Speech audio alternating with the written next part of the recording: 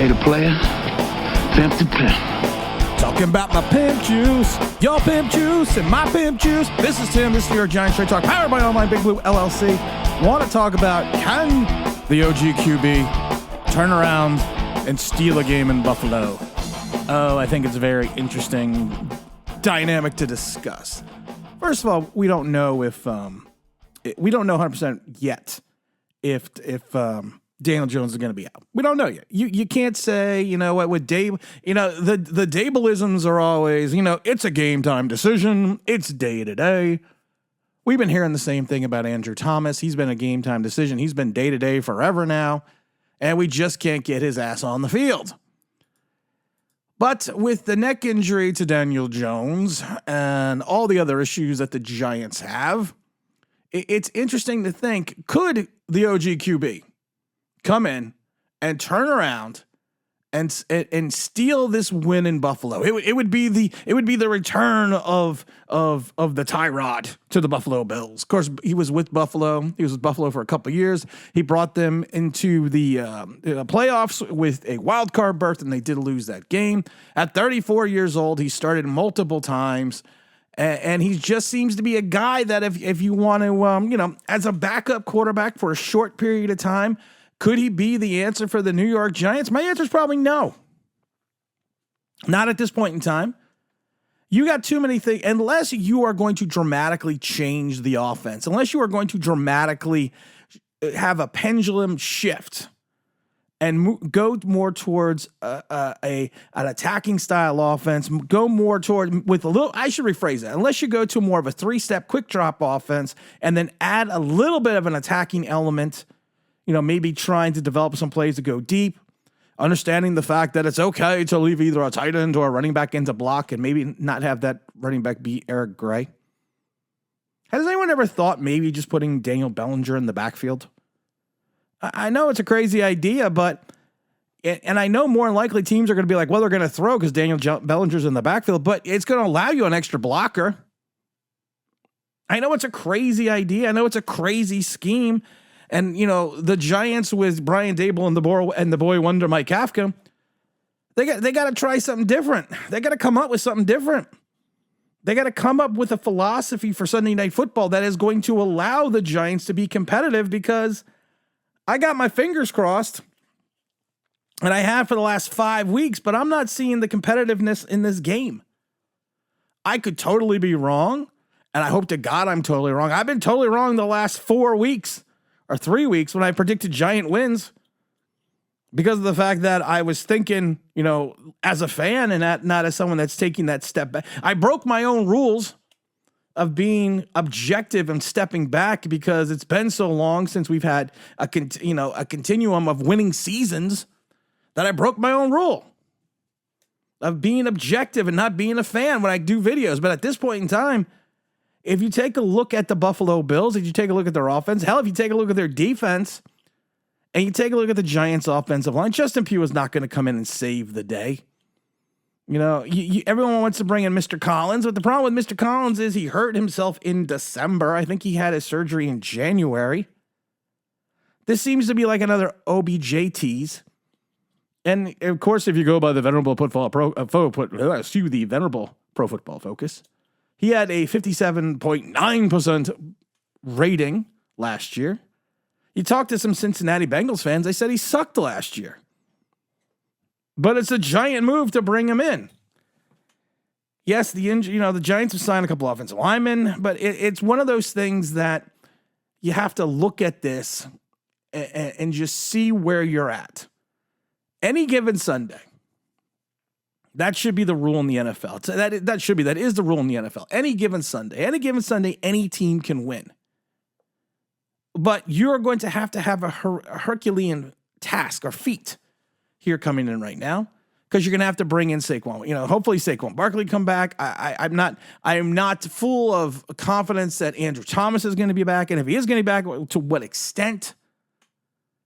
So you would literally, to shock the world, you would have to take the OG QB and Tyrod Taylor and do something totally different. And I'm not talking motion. Oh, no more motion, please. No more motion. I love it how people went from Jason Garrett, which was no motion, and we had a very vanilla offense, to having the most motion that I've ever seen outside of a waterbed, and still having the most predictable offense and vanilla offense there is. Is that why they call him Vanilla Vic? Because his offense is so vanilla? Is that the reason why? Sure, I got to hear this, though. Everyone's talking about this. This is Brian Daboll talking about Josh Allen. Hold on a second. Let's listen to this together. He missed you. That his play dipped because you weren't there. What did you think when you heard that? Josh Allen's First of all, his play didn't dip when he wasn't there. He threw three more interceptions and 4 more touchdowns and for more yards. But let's not semantics get in the way. unbelievable player, one of the best in the league. You can put him in probably any offense and he's going to produce. So, I missed him as a person. We're close, but as a player, he's a heck of a player. You put on any tape, he's exceptional at everything. He can run, but he can throw it, and he can throw it wherever he needs to throw it. 80 yards down the field, drop a dime, on the move to the right, put it back across his body, scramble, back up, scramble around, throw it out, throw it on time. He's got significant playmaker. It'd be nice for him to talk about Daniel Jones this way. I always love it because he's talking about Josh Allen like this, and then you go to Dan Jones. Daniel Jones is our quarterback. In terms of Diggs and Davis, who I have familiarity with, who are unbelievable players. Dawson Knox, they had a Dalton. They got 3 good runners. Our offensive line is intact, but he's a special player. He's one of the best in the league. Dave, you know what that area is like. And he makes you better as a play caller too. So he's one of a kind. I love how he interrupts the next question that lets you know that he makes you better as a play caller and he's one of a kind. I love that. that just kind of made me laugh for a minute. Oh, but can we do this? Can we do this? I don't understand this one. I'm reading Twitter. I don't know why I'm reading Twitter. I gotta get the fuck off Twitter. I'm off Twitter. I just clicked it off because I'm reading something, and again, it's stupidity at its finest. Again, people are blaming Bobby Johnson. I love how certain people, in the league, and analysts that were like NFL MVPs and everything else, said it's not all Bobby Johnson's fault. A lot of it's on your quarterback. But you know what? It's like I said, it's the giant way. You blame the position coach, then you fire them. You blame your coordinators, then you fire them.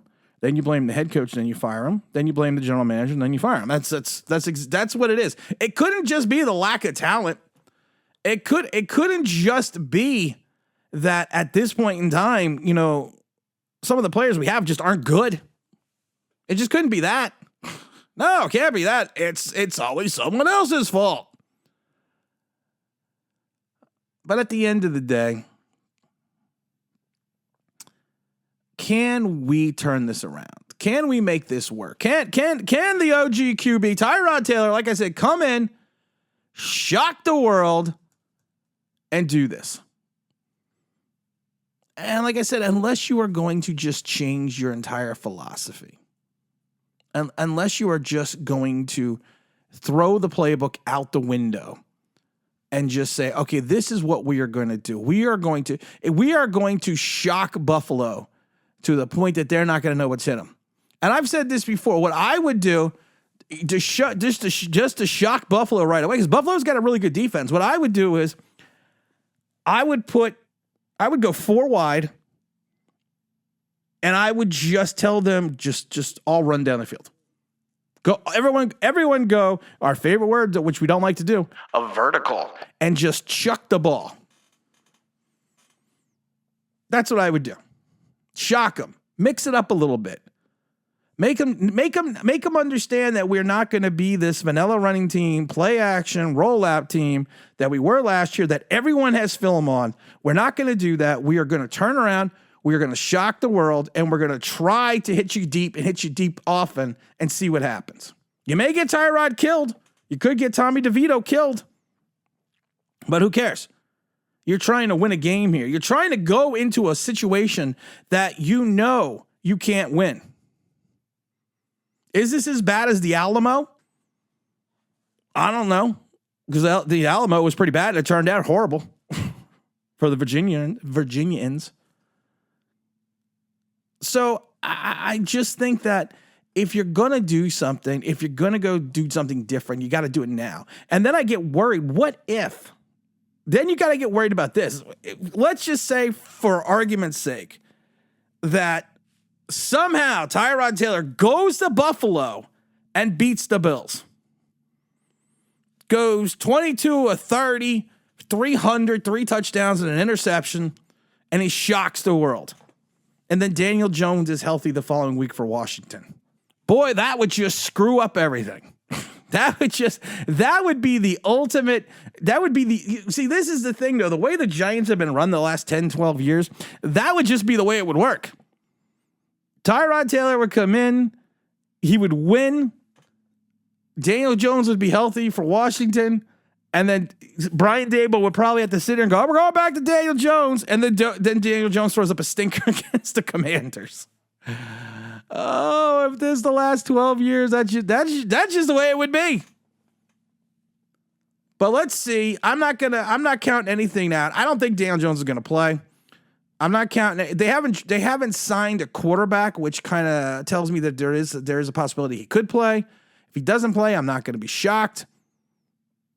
I am shocked they don't have some kind of contingency plan. So maybe even if we sign someone today and they're not going to be ready if we have an emergency. And like I said, Tyrod Taylor's 497 years old, so that emergency could come quick. Don't forget about the big live stream on Sunday Giant at 10 a.m. Eastern Standard Time. And as always, this is Tim. Don't forget to like. Don't forget to subscribe. Don't forget to ring that bell so you want to know why. That'd be awesome.